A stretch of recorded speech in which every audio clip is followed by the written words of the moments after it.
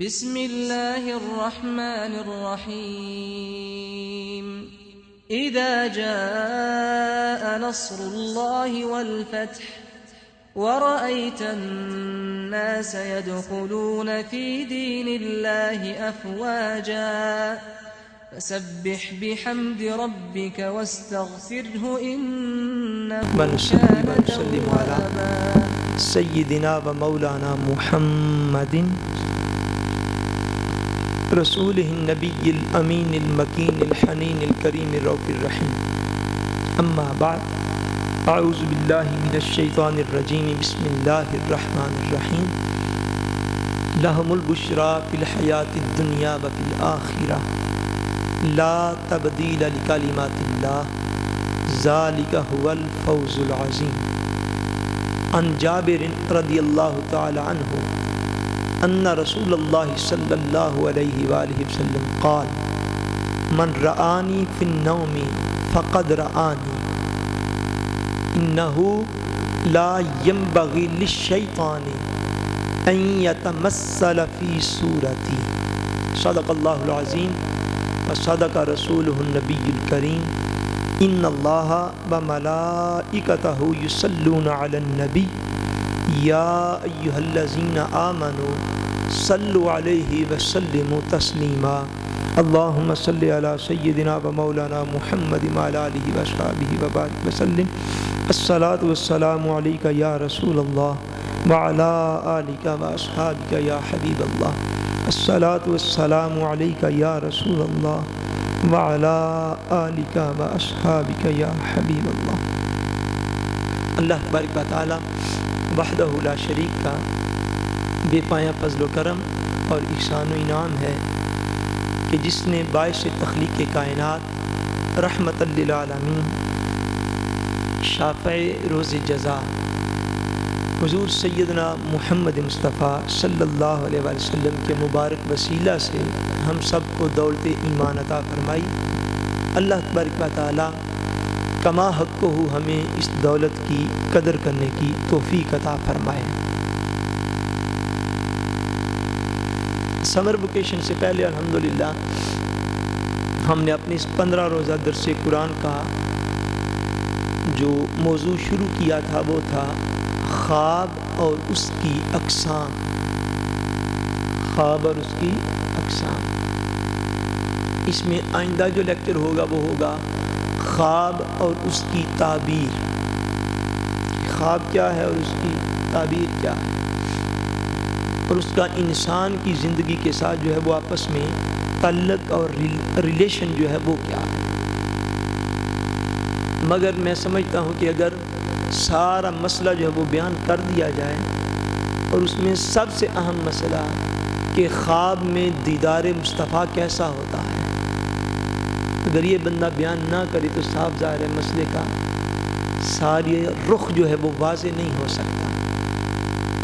سواد کی گفتگو درمیان میں جو ہے وہ یہ ہے کہ خواب میں حضور صلی اللہ علیہ وآلہ وسلم کا دیدار کرنا یہ کیسا ہے. یہ اللہ تبارک و تعالیٰ کا کرم ہے امت مسلمہ پر، اور حضور اکرم صلی اللہ علیہ وآلہ وسلم کی شانوں میں سے یہ عظیم شان ہے کہ اللہ تبارک و تعالیٰ اپنے کرم اور فضل سے اپنے حبیب کو یہ شان دے رکھی ہے کہ حضور صلی اللہ علیہ وآلہ وسلم جب چاہیں جس پر چاہیں حضور صلی اللہ علیہ وآلہ وسلم اپنے اس امتی پر جو ہے وہ خواب کی صورت میں اپنی زیارت کروا کے حضور اس کے اوپر کرم کر سکتے ہیں. یہ اللہ کریم نے حضور کو جو ہے وہ عظیم شان جو ہے وہ عطا فرمائی ہے. بدقسمتی کے ساتھ ہمارے موجودہ اس دور کے اندر میں سمجھتا ہوں کہ ہمارے انڈو پاک میں یا پاکستان وغیرہ میں ہمارے ان ممالک میں جس طرح عدالتوں کے اندر انصاف کا خون ہوا ہے، جس طرح عدالتوں میں، کچہریوں میں، تھانوں میں انصاف آپ کو نظر نہیں آتا۔ اسی طرح میں سمجھتا ہوں کہ تبلیغ دین کے فیلڈ میں بھی انصاف نہیں ہے آپ میں۔ یہ بدقسمتی اس دور کی، تبلیغ کرنے والے، دین پہنچانے والے، اس طرح آپ کو چونکہ زیادہ تر لوگ کچہریوں تھانوں سے وابستہ ہوتے ہیں تو بندے کا رخ ایک طرف رہتا ہے، دوسری طرف سے چونکہ بندے کا تعلق نہیں ہوتا تو وہ رخ نظر نہیں بس آتا۔ جس طرح آپ یہ سمجھتے ہیں نا کہ تھانے دار جو ہیں پاکستان میں ہمارے ہاں وہ بڑے رشوت خور ہو گئے ہیں، یا وکلاء کا شعبہ ٹھیک نہیں رہا، یا عدالتوں کا ٹھیک نہیں رہا، اور ظلم ہو گیا ہے، عدل و انصاف ختم ہو گیا ہے۔ بالکل دوسری طرف بھی ایسا ماحول ہے الا ماشاء اللہ کچھ لوگوں کو چھوڑ کر کہ لوگ حسد کے اندر اتنا دور تک نکل گئے ہیں، اپنی اپنی فرقہ واریتوں کے اندر اتنے آگے چلے گئے ہیں کہ جو پہلے دن سے جب حضور پر وحی کا نزول شروع ہوا تب سے لے کر یہ پچھلے 1400 سال تک بہت سے امور جو امت مسلمہ میں مشترکہ تھے، کوئی نماز ہاتھ چھوڑ کے پڑھتا یا باندھ کے پڑھتا، کوئی آمین اونچا کہتا یا آہستہ کہتا، کوئی نماز جنازہ میں تکبیریں 4 پڑھتا یا 5 پڑھتا۔ ان سب اختلافات کے ہوتے ہوئے بھی کچھ چیزیں ایسی تھیں جو ساری امت کے اندر مشترک تھیں، ان کے اوپر کبھی کوئی ایسی رائے نہیں تھی ظاہر ہوئی کہ جس میں معاذ اللہ کوئی اختلاف ہو۔ لیکن یہ جس دور کے اندر میں اور آپ زندہ ہیں، بدقسمتی کے ساتھ اب ماحول یوں ہو گیا ہے کہ جو دینی اداروں سے نزدیک لوگ بھی ہیں ان کے سامنے بھی اگر کوئی شخص یہ بات کر دے یار فلاں شخص کو خواب میں حضور کی زیارت ہوئی ہے، تو لوگ جو ہے معاذ اللہ ایسے بھی پیدا ہو چکے ہیں کہ جو اس کو بھی معاذ اللہ ایک مذاق کی صورت جو ہے وہ بنا لیتے ہیں، اور ان کی ایسی ذہنیت کے اندر بھی مذہبی لوگوں کا ہاتھ ہے، معاذ اللہ غیر مذہبی لوگوں کا ہاتھ تو نہیں ہو سکتا، نا مذہبی لوگوں کا ہی ہاتھ ہوتا ہے، جنہوں نے ایسے سیٹ اپ جو ہے وہ بنائے ہیں کہ جس سے لگتا ہے کہ معاذ اللہ یہ کوئی ایسی بات ہے کہ شاید جس کے اوپر بیلیو نہیں کرنا چاہیے یا یقین نہیں کرنا چاہیے۔ اس بات کو ہمیشہ یاد رکھیے گا کہ آج بھی، پچھلے 1400 سال میں بھی، اور آج سے لے کر قیامت تک حضور صلی اللہ علیہ وسلم کو اللہ کریم نے یہ عظمت عطا فرمائی ہے کہ حضور جب چاہیں، جہاں چاہیں، جس پر چاہیں، حضور صلی اللہ علیہ وسلم اپنی زیارت کا کرم جو ہے اسے عطا فرما سکتے ہیں۔ اور حضور کی زیارت ہمیشہ عالم اسلام میں لوگوں کو ہوتی آئی ہے، آج بھی ہو رہی ہے، اور انشاءاللہ قیامت تک حضور کے کرم کا یہ دروازہ امت کے لیے کھلا رہے گا۔ نبی کریم صلی اللہ علیہ وسلم نے ارشاد فرمایا، یہ حدیث پاک جو ہے جو میں نے تلاوت کی، حضور نے فرمایا من رآنی فی النوم فقد رآنی، حضور نے فرمایا جس نے خواب میں مجھے دیکھا اس نے حقیقتاً مجھے ہی دیکھا، جس نے خواب میں میری زیارت کی اس نے حقیقت میں میری ہی زیارت کی۔ انہ لا ینبغی للشیطان ان یتمثل فی صورتی، فرمایا کہ بے شک شیطان کو یہ طاقت حاصل ہی نہیں ہے، شیطان کو فرمایا یہ طاقت حاصل نہیں، اس کے اندر بڑی طاقت ہوگی، فرمایا شیطان کو یہ طاقت حاصل ہی نہیں ان یتمثل فی صورتی کہ شیطان کسی کے خواب میں بھی آ کر میری صورت بنا سکے، فرمایا شیطان 1000 صورتیں اپنا لیتا ہے، جس طرح حضور غوث الاعظم سیدنا عبد القادر جیلانی رحمۃ اللہ تعالی علیہ، آپ کا ایک کشف جو ہے وہ بڑا مشہور ہے کہ حضور غوث الاعظم کسی جگہ پر تنہائی میں عبادت کے لیے تھے تو آپ کے سامنے جو ہے ایک نور جو ہے وہ ظاہر ہوا، اور اس نور سے یہ آواز آئی کہ عبد القادر تو نے میری اتنی عبادت کی ہے، اتنی عبادت کی ہے کہ آج کے بعد میں تجھے نماز جو ہے وہ معاف کر دیتا ہوں، نماز جو ہے وہ معاف کر دیتا ہوں، میں تیرا رب ہوں، تجھے بلا رہا ہوں، تو نے ساری عمر میری اتنی عبادت کی ہے، اتنی عبادت کی ہے کہ اب میں تم پر نماز کو معاف کرتا ہوں۔ حضور شیخ عبد القادر جیلانی رحمۃ اللہ تعالی علیہ آپ یہ ارشاد فرماتے ہیں کہ جب یہ خیال میں نے سنا، اس کی آواز سنی، ایک نور کا جو ہے وہ نور ہی نور دیکھا ہر طرف، اور مجھے جب یہ خیال آیا کہ یہ کون ہوتا ہے میری نمازوں کو معاف کرنے والا؟ اگر عبادت کی وجہ سے ہی نماز معاف ہونی تھی تو خدا مصطفیٰ کریم کی معاف کر دیتا۔ کہ اے میرے رسول، تو نے میری بڑی عبادت کیا، بس کر، کافی ہو گیا ہے۔ فرمایا اگر رسول اللہ صلی اللہ علیہ وسلم کو یہ پیغام نہیں آیا تو عبد القادر تو کون ہے، تجھے یہ پیغام کیسے آ سکتا ہے؟ فرمایا جب یہ خیال آیا تو میں سمجھ گیا یہ نور میرے رب کا نہیں، یہ شیطان ہے۔ فرماتے اسی وقت میں نے لا حول پڑھا، جب لا حول پڑھا تو وہ شیطان دھواں بن کے اڑ گیا، اور اڑتے ہوئے کہتا ہے عبد القادر تجھے تیرے علم نے بچا لیا۔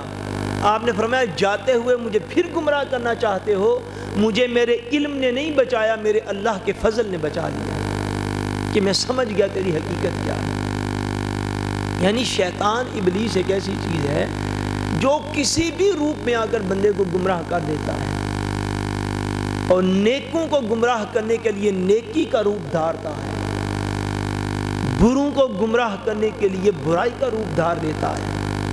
فرمایا وہ ہزار روپ دھارتا پھرے، ہزار روپ دھارتا پھرے، لیکن اللہ تبارک و تعالیٰ نے شیطان کو یہ طاقت نہیں دی کہ انہ لا ینبغی للشیطان ان یتمثل فی صورتی، کہ شیطان کبھی بھی میری صورت میں کسی کے سامنے نہیں آ سکتا۔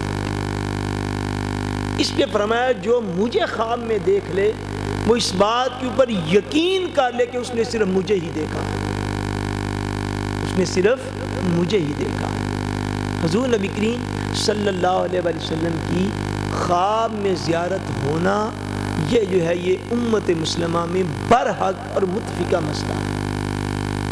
حضور صلی اللہ علیہ وسلم اپنے امتیوں کو خواب میں زیارت عطا فرماتے ہیں،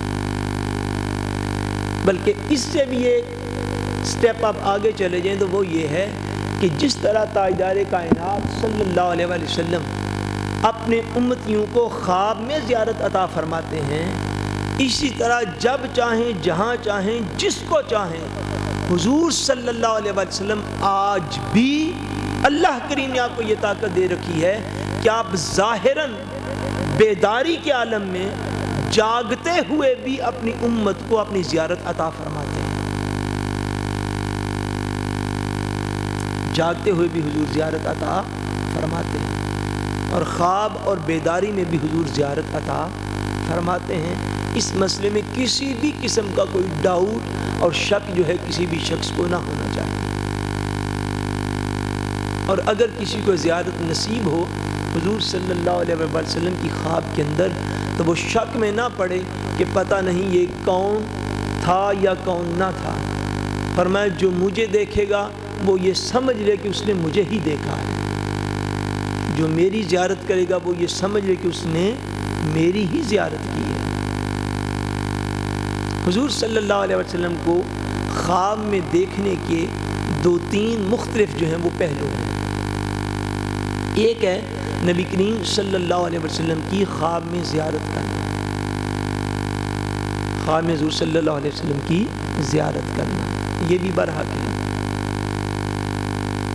ایک مقام پر حضور صلی اللہ علیہ وسلم نے یہ بھی ارشاد فرمایا، حضور نے فرمایا کہ من کذب علی متعمدا فلیتبوا مقعدہ من النار۔ فرمایا میری زیارت برحق ہے، خواب میں میری زیارت برحق ہے، لیکن اگر کوئی شخص مجھ پر جھوٹ بولے، کیا کرے، مجھ پر جھوٹ بولے جان بوجھ کر، من کذب علی متعمدا، جو جان بوجھ کر مجھ پر جھوٹ بولے، فلیتبوا مقعدہ من النار، بس اسے چاہیے کہ اپنے آپ کو دوزخ کے ٹھکانے میں سمجھ لے۔ فرمایا وہ دوزخی ہو گیا۔ جو کسی بھی بات میں جان بوجھ کر بالفرض ایک فرمان جو ہے وہ رسول اللہ صلی اللہ علیہ وسلم کا نہیں ہے تو وہ کہتا ہے کہ یہ حضور کا فرمان ہے، اور وہ جانتا ہے کہ وہ حضور کا فرمان نہیں ہے۔ بالکل اسی طرح اگر کسی شخص کو خواب میں حضور صلی اللہ علیہ وسلم کی زیارت نہیں ہوئی تو وہ اٹھ کے کسی اپنے بہن بھائی کو، ماں باپ کو، دوستوں کو، اپنے مقتدیوں کو، کسی کو بتاتا ہے کہ مجھے حضور کی زیارت ہوئی ہے، یعنی کسی بھی پہلو سے حضور کی ذات کی طرف جھوٹ منسوب کر دے۔ وہ معاذاللہ کسی حدیث کو گھڑ کر حضور کے ساتھ منسوب کرے یا کسی خواب کو گھڑ کر حضور کے ساتھ منسوب کرے۔ فرمایا من کذب علی متعمدا، جس نے جان بوجھ کر میری طرف جھوٹ کو منسوب کیا، فلیتبوأ مقعدہ من النار، وہ اپنے آپ کو دوزخ کے ٹھکانے میں سمجھ لے۔ فرمایا اس کا ٹھکانہ دوزخ ہو گیا، کیونکہ حضور صلی اللہ علیہ وسلم کی طرف جھوٹ کو منسوب کرنا یہ بدترین دوزخی ہونے کی علامات میں سے ہے کہ نہ حضور کی زیارت ہوئی ہو تو ایسے کہنا مجھے حضور کی زیارت ہوئی۔ ایک چیز حضور کا معاذ اللہ فرمان نہ ہو تو کہنا یہ حضور کا فرمان ہو گیا۔ فرمایا جو ایسا کرنے والا ہے وہ اپنے آپ کو جہنم کی آگ کا ایندھن سمجھ لے، کیونکہ حضور کی طرف ایسی بات کا منسوب کرنا یہ بدترین گمراہی ہے، بدترین گمراہی۔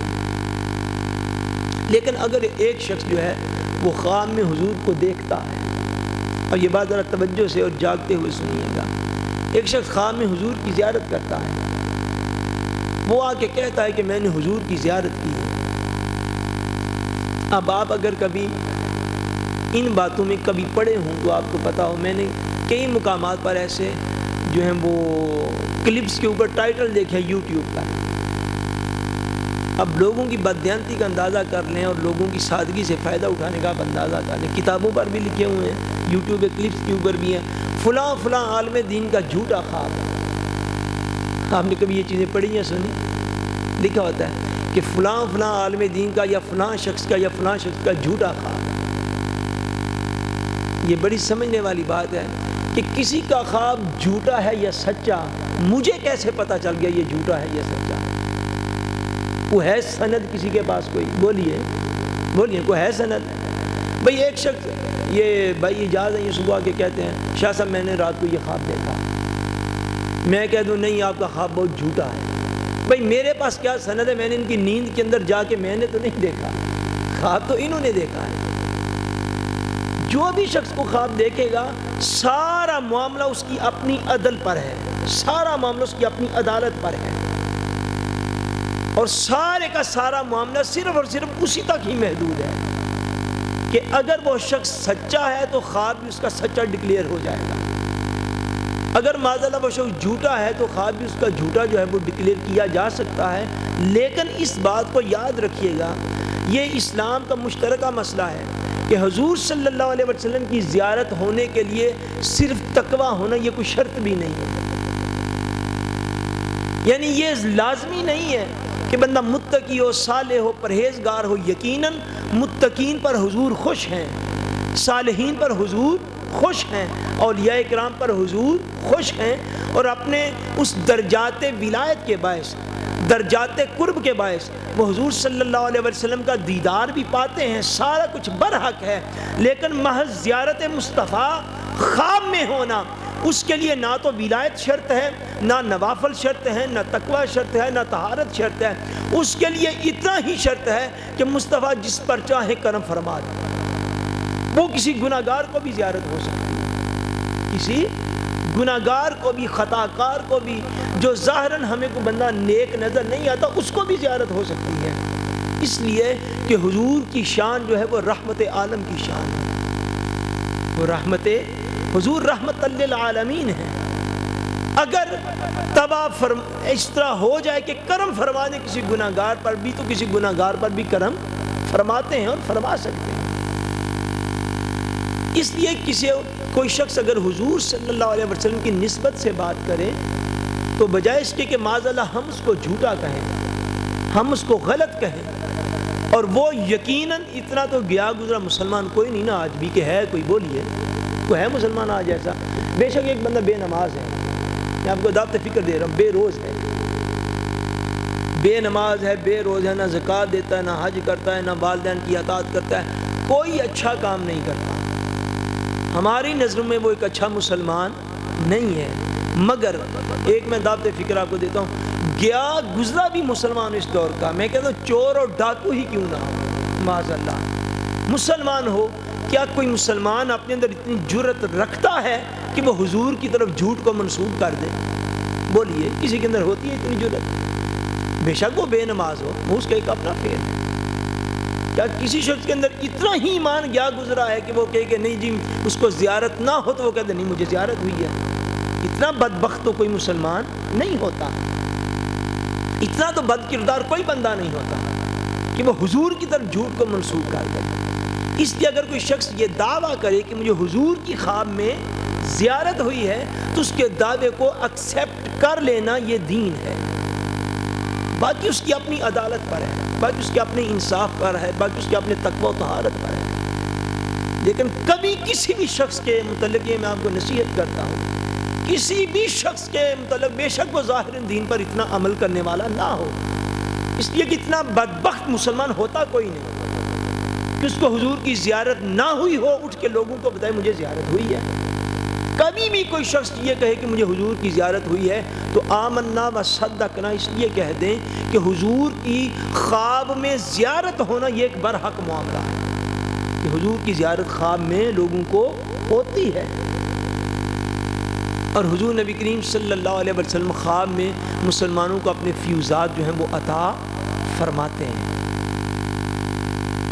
اور خواب میں حضور صلی اللہ علیہ وسلم زیارت جو ہے وہ اپنی نصیب کرتے ہیں۔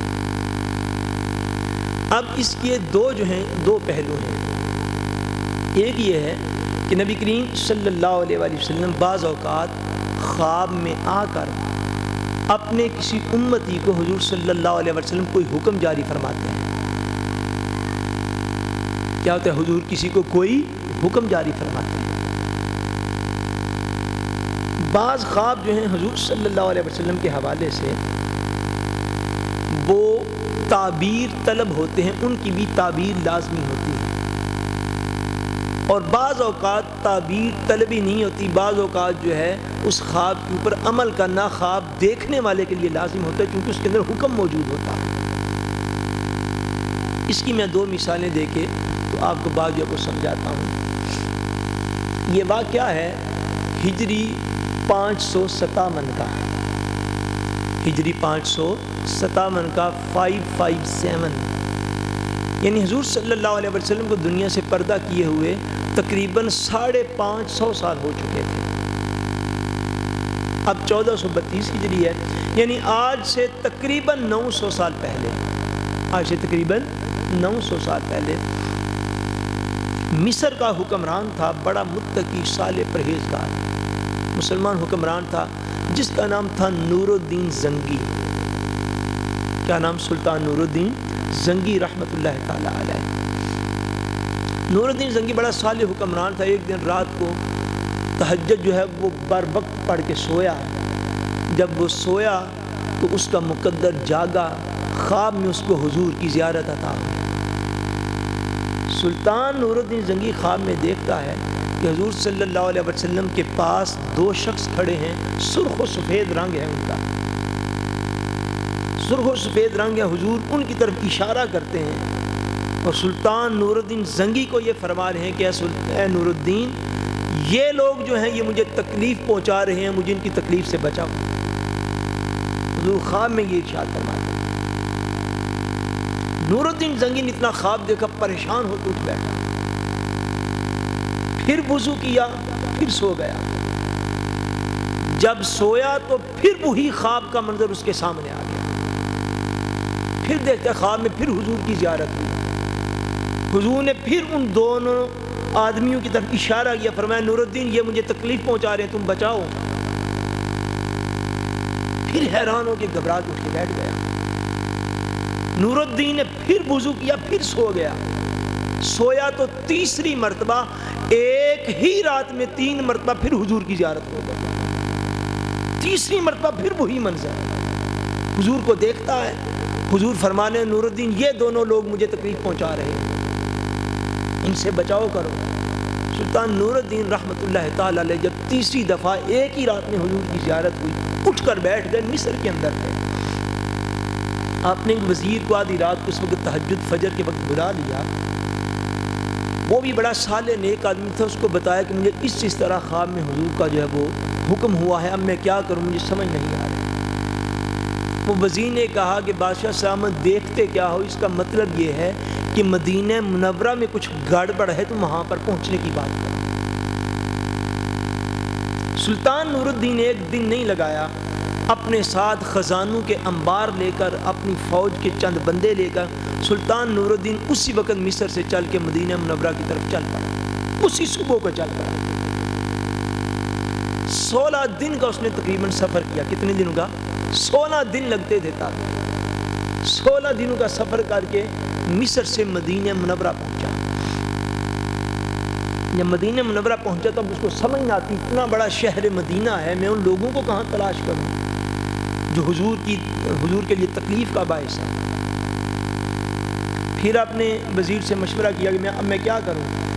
اس نے کہا بادشاہ سلامت اس طرح کرو کہ سارے اہل مدینہ کی دعوت کر لو، خزانوں کے انبار تو تم ساتھ لے کر آئے ہوئے ہو، سارے اہل مدینہ کی دعوت کرو، ان کو گفٹ دو، اعلان کر دو کہ بادشاہ سلامت تشریف لائے ہیں مصر سے، ساری دنیا کی انہوں نے دعوت کرنی ہے، مدینے والے آ کے کھانا کھائیں۔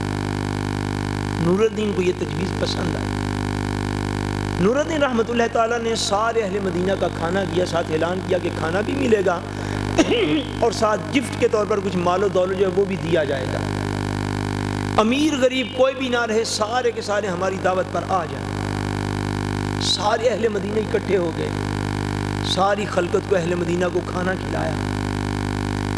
اب ایک رات میں 3 دفعہ وہ جو حضور کی زیارت ہوئی تھی، ساتھ حضور نے 2 لوگوں کی طرف اشارہ کیا تھا، سارے اجتماع کے اندر سارے اہل مدینہ میں نور الدین کو وہ 2 بندے نظر نہ آئے، وہ 2 بندے نظر نہیں آئے۔ اب نور الدین زنگی اور پریشان ہو گئے، اب کیا میں معاملہ کروں؟ اہل مدینہ سے پوچھتے ہیں، بھئی اہل مدینہ کیا سارے مدینہ کے لوگ آ گئے ہیں مرد، یا کوئی پیچھے بھی رہ گیا ہے؟ مدینہ والوں نے کہا نہیں، ہم سارے آ گئے، کوئی بھی پیچھے نہیں۔ پھر حیران، پھر اعلان کروایا، فرمایا کیا سارے آ گئے ہو یا کوئی ایک آدھ بندہ رہ گیا ہو تم میں سے؟ اہل مدینہ نے کہا نہیں، ہم تو سارے آ گئے ہیں، پر 2 لوگ یہاں پر ہمارے شہر میں ہیں مسافر پر، ہیں بڑے متقی ہیں، پرہیزگار ہیں، نمازی ہیں، داڑھیوں والے ہیں، جبوں والے ہیں، دستاروں والے ہیں، بڑے نیک آدمی ہیں، 2 وہ کبھی اپنے حجرے سے باہر نکلے ہی نہیں ہیں، وہ صرف نہیں ہے، باقی ہم سارے آ گئے ہیں۔ نور الدین رحمۃ اللہ تعالیٰ علیہ نے کہا انہیں بھی بلاؤ، ان کو بولو کہ بادشاہ سلامت بلاتے ہیں۔ جب نور الدین نے پیغام بھیجا تو وہ لوگ نہیں آئے، وہ دونوں آدمی نہیں آئے۔ انہوں نے کہا کہ ہم مسجد نبی کے ساتھ بالکل سرائے تھی، تاب ایک ہوٹل تھا، اس میں وہ ٹھہرے ہوئے تھے۔ یہ جس طرف تاریخ میں یہاں تک جس طرف باب السلام ہے نا، جنہوں نے زیارت کی ہے، کون سا دروازہ مسجد نبی کا؟ باب السلام، اس دروازے کے قریب جو تھی وہ سرائے تھی۔ صاحبزار اب جہاں پر باب السلام ہے تب یہاں پر تو نہیں تھا، تو اسی ریتنگ میں آگے ہوتا تھا حجرہ شریف کے ساتھ۔ اچھا، اس طرف جو ہے ان کی ایک سرائے تھی، بالکل حجرہ شریف کے ساتھ وہ لگتی تھی، اس کے ساتھ وہ قیام کر رہے تھے۔ بادشاہ کے بلانے پر بھی انہوں نے جواب ہی بھیج دیا، انہوں نے کہا بھائی ہم کبھی اپنے حجرے سے نکلے نہیں، تم بادشاہ ہو تو ہوتے بھی رہو، ہمیں ضرورت نہیں۔ مدینہ والوں نے یہ کہا، اہل مدینہ نے انہوں نے کہا جی وہ کسی بندے سے کچھ نہیں لیتے، بڑے امیر آدمی ہیں، صدقہ و خیرات کرتے رہتے ہیں ہر وقت، ساری رات وہ مسجد نبی میں گزارتے ہیں یا اپنی سرائے میں گزارتے ہیں، سارا دن مسجد نبی میں رہتے ہیں، جن لوگوں کو ملتے ہیں ان کو صدقہ خیرات بھی خوب دیتے ہیں، وہ بڑے نیک متقی بندے، آپ ان کو رہ نہیں دیں بس۔ سلطان نور الدین کو کھٹک گئی، اس نے کہا نہیں ان کو لازمی بلاؤ۔ پھر فوج کے 2 بندے بھیج دیے، فرمایا ان کو پکڑ کے لے آؤ میرے پاس۔ جب وہ دونوں آدمی سلطان نور الدین کے سامنے آئے تو وہ بالکل وہی 2 آدمی تھے جن کے حضور صلی اللہ علیہ وسلم نے خواب کے اندر سلطان نور الدین کو دکھا دیے تھے۔ فرمایا یہ 2 آدمی مجھے تکلیف پہنچا رہے ہیں۔ سلطان نور الدین حیران ہوا، لوگ کہتے ہیں یہ بڑے نیک آدمی ہیں، اور حضور نے خواب میں آ کر مجھے یہ اطلاع دی ہے کہ انہوں نے تو مجھے بڑی تکلیف پہنچائی ہے، اب میں کیا کروں؟ سلطان جہاں پر وہ رہ رہے تھے ان کے کمرے میں چلا گیا۔ جب وہ کمرے میں پہنچا تو سارے کمرے کی تلاشی لی۔ تلاشی لیتے ہوئے ایک طرف سے اس کو یہ جو مسجدوں کے یہ قالین ہوتے ہیں، ایک صف قالین پڑا ہوا نظر آیا۔ اس کو جب اس نے اٹھایا تو اس کو اس قالین کے نیچے ایک سرنگ جو تھی وہ بنائی جا رہی تھی، ایک ٹنل چھوٹی سی اس قالین کے نیچے بنائی گئی تھی، کئی مہینوں سے وہ لگے ہوئے تھے۔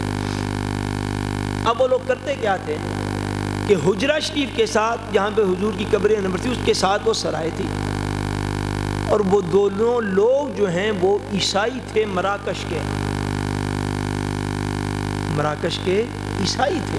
اب یہ تاریخی طور پر تاریخ اسلام کی ہر کتاب میں یہ آپ کو بات مل جائے گی۔ ان کا پلان یہ تھا کہ معاذ اللہ ثم معاذ اللہ مسلمانوں کا یہ جو مقدس ترین مقام ہے مدینہ منورہ، اور یہ مسلمانوں کے لیے عشق کا باعث ہے، محبت کا باعث ہے، اور اس کے عشق کے باعث مسلمان 500 سال ہو گئے، 550 سال مسلمان جو ہے مدینہ کا رخ نہیں چھوڑتے، تو کسی طریقے سے اس طرح کرو معاذ اللہ محمد مصطفیٰ صلی اللہ علیہ وسلم کے جسم کو نقصان پہنچا، تاکہ ہم انہیں کہہ سکیں کہ یہاں پر تو چیز ہی کوئی نہیں، تم کہاں پہ آتے ہو درود و سلام کے ہدیے لے کر۔ اب وہ جو ظاہراً داڑھیوں والے بھی تھے، جو جبوں والے بھی تھے، جو دستاروں والے بھی تھے، جو صدقہ و خیرات کرنے والے بھی تھے، اندر سے وہ عیسائی تھے، مسلمانوں کے لباس میں مدینہ منورہ وہ آئے ہوئے تھے۔ اب جب وہ دیکھا سارا منظر تو وہ اپنی ایک ٹنل نکال کر، سرنگ نکال کر، بالکل جہاں پر حضور صلی اللہ علیہ وسلم لیٹے ہوئے ہیں اس مقام تک وہ پہنچ چکے تھے۔ ساری رات کھدائی کرتے، صبح فجر کی نماز پر جنت البقیع کی زیارت کے بہانے وہ وہاں سے مٹی اٹھا کر قبرستان میں جا کر پھینکتے، پھر سارا دن مسجد نبوی میں گزارتے، پھر لوگوں کو صدقہ و خیرات دیتے اپنی امارت کے باعث۔ لوگ ہر لحاظ سے ان پر مطمئن تھے۔ رات ہو جاتی پھر اپنا وہ گھناؤنا اور مکروہ عمل جو وہ شروع کر دیتے، حتیٰ کہ بعض کتب کے اندر ایسا آیا ہے کہ سلطان نور الدین زنگی رحمۃ اللہ تعالیٰ علیہ جب اس ٹنل کے اندر داخل ہوئے تو بالکل جہاں پر حضور صلی اللہ علیہ وسلم لیٹے ہوئے ہیں اس جگہ تک وہ ٹنل نکالنے میں، سرنگ نکالنے میں کامیاب ہو چکے ہیں۔ وہاں تک سلطان نور الدین زنگی کا سارا منظر دیکھا، باہر آئے، فرمایا ان کو لے آؤ، وہ جو متقی بنے ہوئے ہیں مدینہ کے ان کو باہر لے آؤ۔ ان دونوں کو باہر نکال کے سلطان نور الدین زنگی نے اسی وقت انہیں سزائے موت دلوائی اور قتل کروا دیا۔ اب یہ چیز میں عرض کر رہا ہوں کہ بعض اوقات خواب میں اگر کسی کو اس قسم کا حضور کا فرمان ملے، اس قسم کا اگر فرمان ملے تو اس شخص کے لیے اس پر عمل کرنا جو ہے وہ موہ ہو جاتا ہے، آج بھی لازمی ہوتا ہے، جس طرح سلطان نور الدین نے عمل کر کے دکھایا۔ مصر سے گئے اور مدینہ منورہ جا کر جو ہے وہ انہوں نے حضور صلی اللہ علیہ وسلم کے اس خواب اور اس بشارت پر عمل کیا، اور اللہ کریم سلطان نور الدین زنگی کی قبر پر کروڑوں رحمتیں نازل فرمائے، کروڑوں رحمتیں نازل فرمائے۔ پھر تاریخ اسلام میں آج تک اس کی خدمت جو ہے وہ موجود ہے کہ سلطان نور الدین زنگی پھر ایسا شخص تھا کہ جس نے ان کو دنیا سے رخصت کرنے کے بعد سلطان نے حجرہ مصطفیٰ کریم صلی اللہ علیہ وسلم جہاں پر ہے، وہ تو پہلے دن سے اسی جگہ پر ہے، اس حجرے کے چاروں طرف مدینہ منورہ میں جہاں تک پانی ہے، جہاں تک نیچے پانی ملتا ہے، پانی تک پھر اس نے خندق جو ہے وہ کھدوائی قبر مصطفیٰ کے چاروں طرف۔